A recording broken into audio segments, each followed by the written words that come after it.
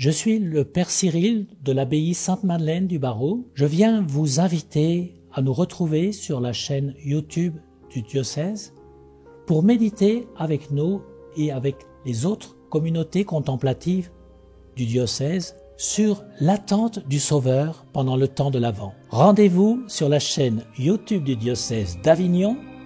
À bientôt.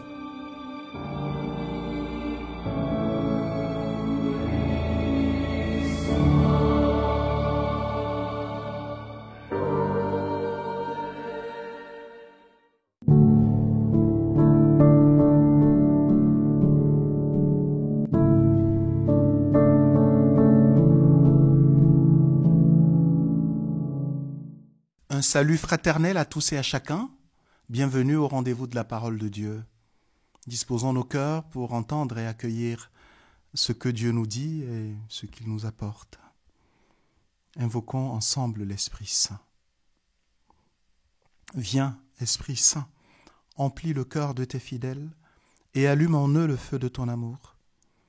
Envoie ton Esprit, Seigneur, et tout sera créé. Tu renouvelleras la face de la terre. De l'Évangile de Jésus-Christ, selon saint Luc au chapitre 21, versets 5 à 11. En ce temps-là, comme certains parlaient du temple, des belles pierres et des ex-voto qui le décoraient, Jésus leur déclara : « Ce que vous contemplez, des jours viendront où il n'en restera pas pierre sur pierre. Tout sera détruit. » Ils lui demandèrent : « Maître, quand cela arrivera-t-il ? Et quel sera le signe que cela est sur le point d'arriver ? » Jésus répondit : « Prenez garde de ne pas vous laisser égarer, car beaucoup viendront sous mon nom et diront : c'est moi. Ou encore, le moment est tout proche. Ne marchez pas derrière eux. Quand vous entendrez parler de guerre et de désordre, ne soyez pas terrifiés. Il faut que cela arrive d'abord, mais ce ne sera pas aussitôt la fin. » Alors Jésus ajouta : « On se dressera nation contre nation, royaume contre royaume. Il y aura de grands tremblements de terre, et en divers lieux des famines et des épidémies. Des phénomènes effrayants surviendront, et de grands signes venus du ciel. »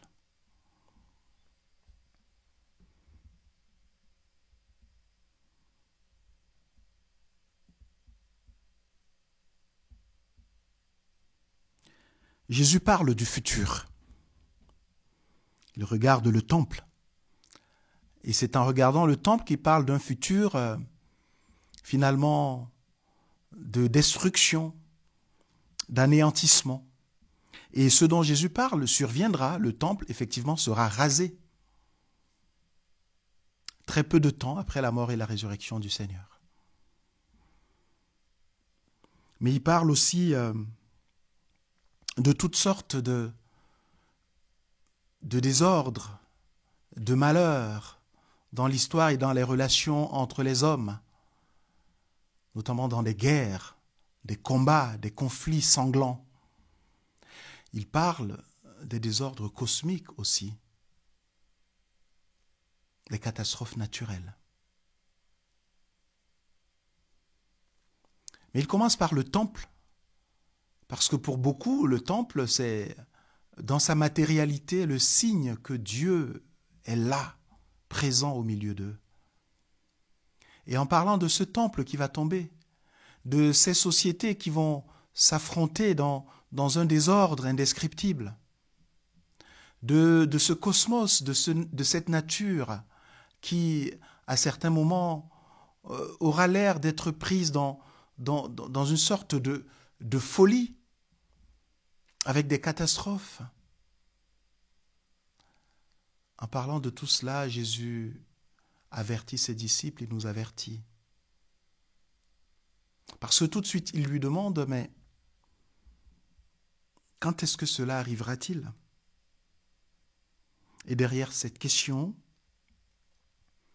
se trouve, car Jésus utilise le langage typique d'époque, qui est le langage apocalyptique, qui est un peu porté sur ouais, sur l'extraordinaire, même pour décrire des catastrophes, mais aussi l'inverse, pour décrire la gloire et la toute-puissance et la magnificence de Dieu, le langage apocalyptique.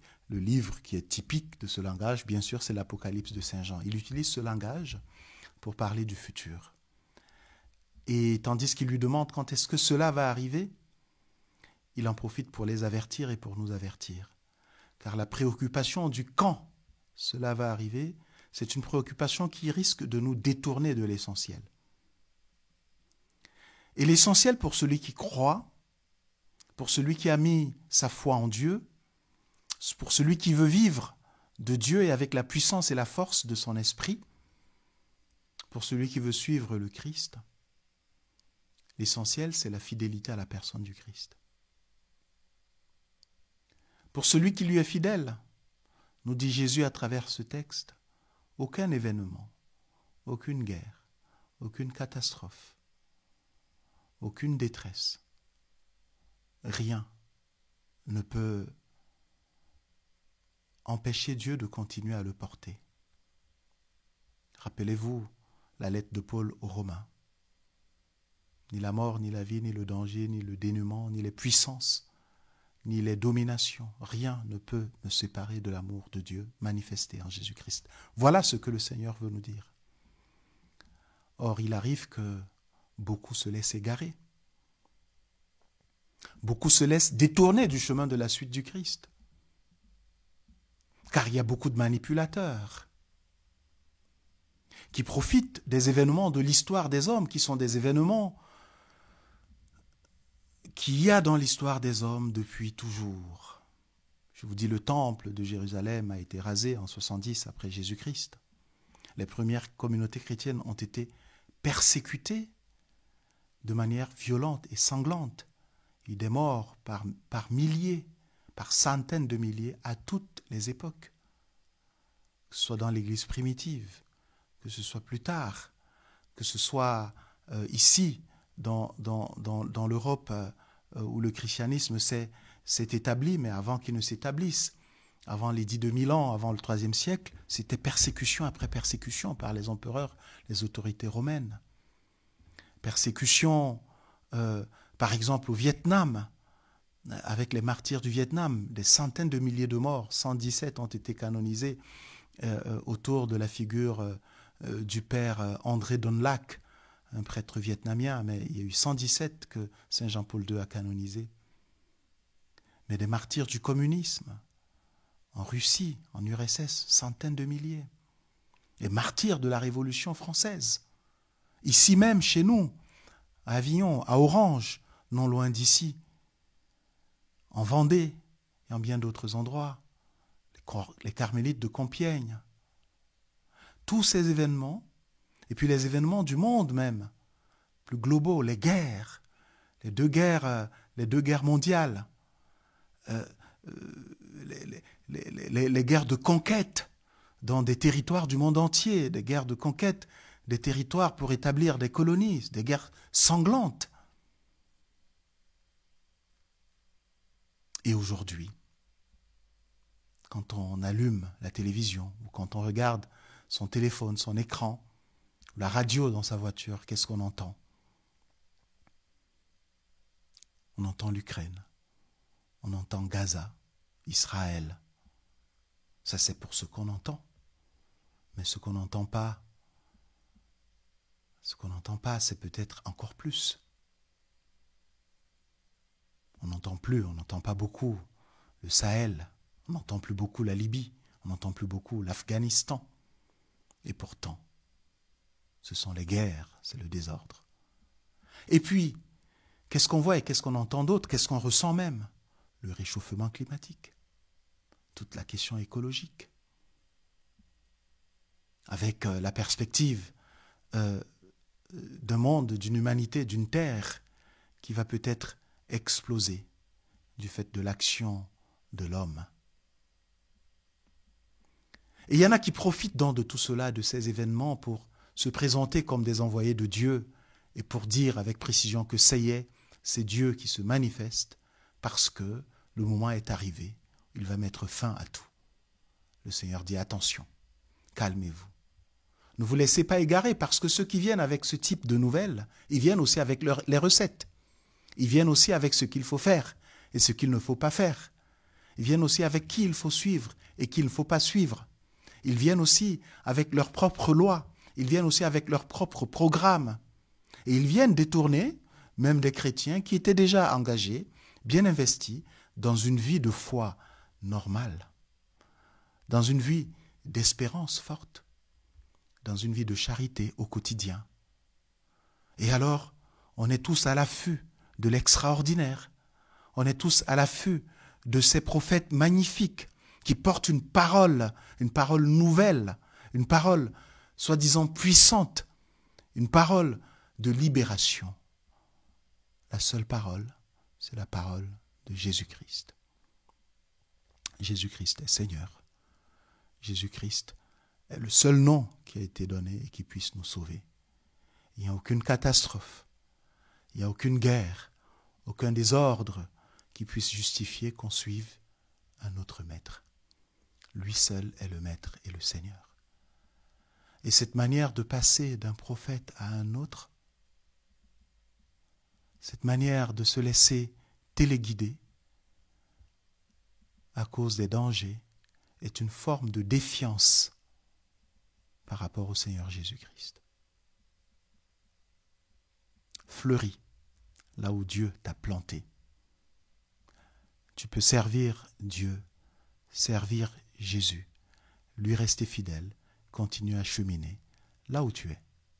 Il faut se convertir. Mais la conversion, elle concerne la foi. Croire toujours plus, toujours mieux, toujours faire confiance au Seigneur.